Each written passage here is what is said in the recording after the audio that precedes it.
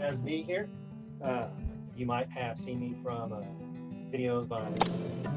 Today I want to share from you the book of Micah. I'm going to read chapter 6, verse 6 through 8.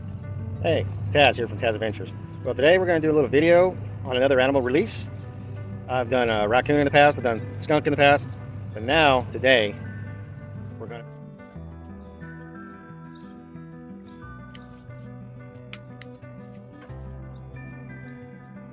Most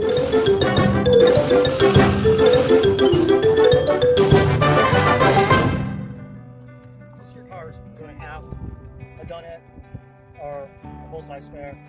Sometimes a jack, usually a super jack, which I particularly don't care for because they're really not big.